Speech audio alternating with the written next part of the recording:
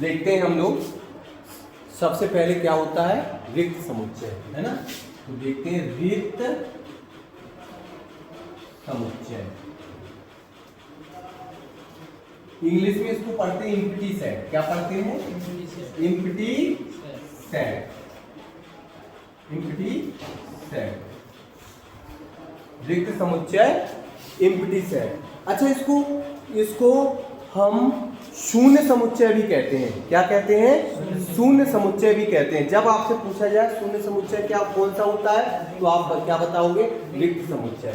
तो हम लिखते हैं इसकी परिभाषा, एक ऐसा समुच्चय जिसमें एक भी अवयव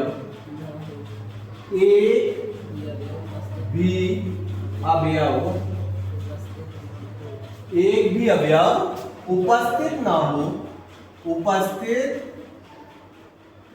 हो, रिक्त समुच्चय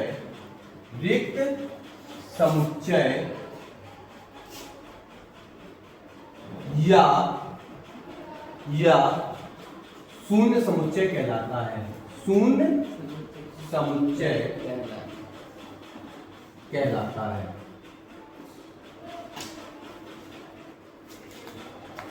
रिक्त समुच्चय को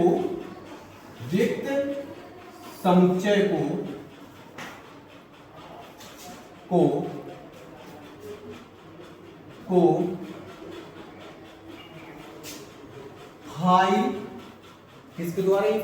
ये साइन क्या होता है? फाई, या कर्ली ब्रैकेट बना के उसमें क्या हम डॉट कर देते। क्या कर देते? कर्ली ब्रैकेट बना के क्या करते हैं? डॉट कर देते। मतलब ये चूंकि ये समुच्चय का प्रतीक चिन्ह है। किसका प्रतीक चिन्ह है?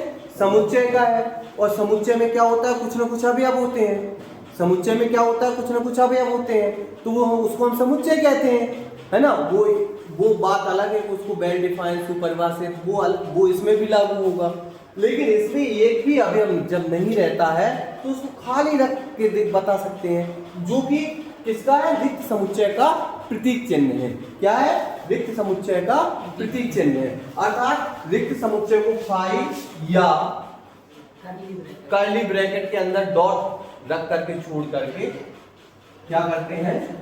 प्रदर्शित करते हैं, है ना, या दर्शाते हैं। किससे दर्शाते हैं? दर्शाते हैं। अब इसमें एक उदाहरण देखो, उदाहरण नंबर 1। रिक्त समुच्चय का उदाहरण क्या हो सकता?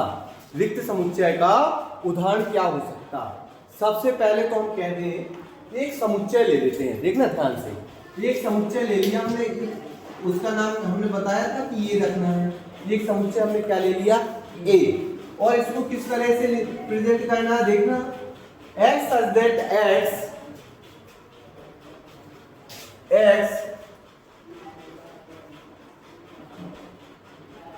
एक प्राकृतिक संख्या है। प्राकृतिक संख्या है। क्या है?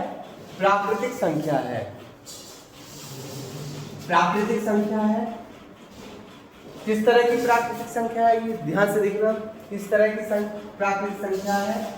जो ऐसे कॉमा भी लगा सकते हैं, कॉमा लगा के 1 less than x less than 2। अब आपको पता है प्राकृतिक संख्या, हमने बताया था ना क्या होती है प्राकृतिक संख्या? क्या होती है? 1 2 3 4 काउंटिंग। उनकी परिभाषा बताई थी ना कि वे संख्याएं प्राकृतिक संख्याएं कहलाती हैं जिनका उपयोग हम गणना के लिए करते हैं। अर्थात काउंटिंग संख्याएं नेचुरल नंबर कहलाते हैं। कौन सी?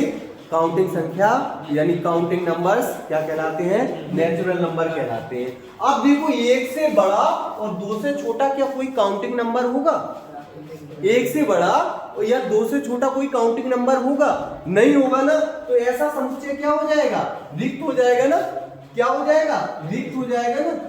क्या हो जाएगा? रिक्त हो जाएगा ना। तो इसको हम क्या कहते हैं? रिक्त समुच्चय कहते हैं।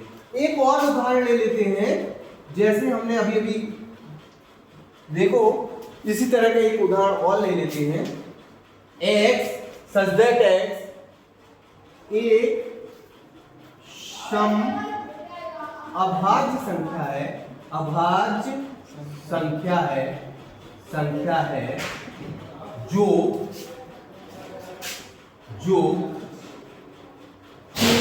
यानी 2 से बड़ी है। किससे बड़ी है? 2 से बड़ी है। अब हमने पढ़ाया था, नंबर सिस्टम पढ़ाते समय पढ़ाया था कि जो 2 है ना, एकमात्र ऐसी अभाज्य संख्या होती है जो कि सम होती है। इसके अलावा कोई भी सम अभाज्य नहीं होता है। जो भी सम संख्या मिलेगी वो भाज्य मिलेगी। सिर्फ एक ही संख्या ऐसी है, वो क्या है? 2 है, जो अभाज्य भी है और सम भी है। तो अब देखो इसका अगर हम सेट बनाने की कोशिश करें तो क्या बनेगा? वही खाली। तो इसको इस तरह के जो समुच्चय होंगे उनको हम क्या कहेंगे? शून्य समुच्चय या रिक्त समुच्चय, है ना। ऐसे समुच्चय जिनमें कोई भी अवयव उपस्थित ना हो रिक्त समुच्चय कहलाएगा, है ना। ठीक है।